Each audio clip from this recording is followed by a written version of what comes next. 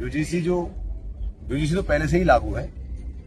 इसमें एक संशोधन किया है सरकार ने, भारत सरकार ने, जिसमें कलेक्टिव कमेटी गठन की गई।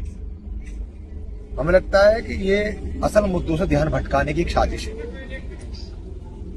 देश और प्रदेश की सरकार जिस तरह जोर जुर्म, अत्याचार, धार्मिक उन्माद, जातीय भेदभाव, इसको इतनी गहराई से षड्यंत्र के तहत चतुराई से फैलाने का काम बीजेपी सरकार कर रही है, जिससे असल मुद्दों से सरकार से सवाल पूछने पर आदमी भटक जाए।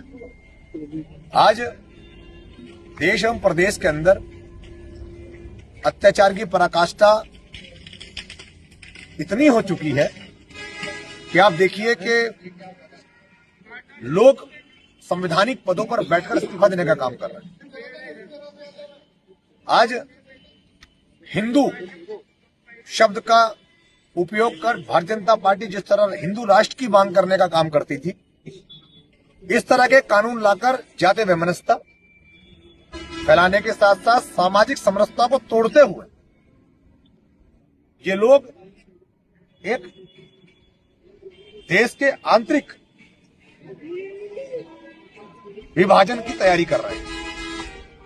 सरदार वल्लभ भाई पटेल की आत्मा आज कोस रही होगी इन लोगों को कि उन्होंने सैकड़ों रियासतों को जोड़कर इस अखंड भारत, अक्षुण्ण भारत का निर्माण किया था, परंतु आज यही भारतीय जनता पार्टी जो आरएसएस की देन सत्ता में आई और वही आरएसएस जो अंग्रेजों की सिखाई हुई विद्या पद्धति पर चलकर इस देश को तोड़ने का, विभाजन करने का काम कर रही है, आज इनको कोस रही होगी उनकी आत्मा।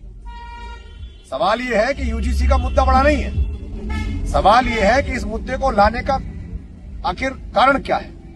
यूजीसी में कलेक्टिंग कमेटी बनाने का सिर्फ एकमात्र कारण है, वो लोग जानते हैं कि ये संशोधन टिक नहीं पाएगा, परंतु इसको लागू करके इनकी असल सच्चाई भी सामने आने का काम किया है बीजेपी के लोगों के द्वारा। ये जो कृत्य हुआ है, कहीं ना कहीं हम लोग ये भी समझे हैं एक दल होने के नाते कि आज जिस समाज को ये लोग लुभाने के लिए, अनुसूचित जाति, जनजाति, पिछड़ा, दलित समाज को ये लोग इस कानून को लाने का काम किए हैं, तो ये भी स्पष्ट रूप से दर्शाता है कि ये समाज इनके पास नहीं है और इसको लुभाकर इसको अपनी गोद में लाने का काम ये लोग कर रहे हैं। परंतु ये भूल रहे हैं भारतीय जनता पार्टी के लोग, इन सभी समाजों की अपने अपने दल के माध्यम से भागीदारी पूर्ण से ही सुनिश्चित है।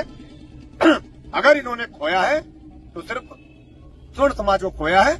और अच्छी बात है, लोगों के चश्मे उतर गए, हिंदुत्व के जो चश्मे लोगों को लगे थे वो इस माध्यम से उतर गए और अब हमारे लोग जागरूक हैं। हम तो चाहते हैं कि इसका ढोल गाजे बाजे के साथ से प्रयास हो, प्रचार हो, ताकि दलित को पता है, अनुसूचित जनजाति जाति को पता है, पिछड़े को पता है उसका पार्टी कौन सा है, और हमारे लोगों को पता चल जाए कि उनका पार्टी राष्ट्रवादी नवनिर्माण दल है।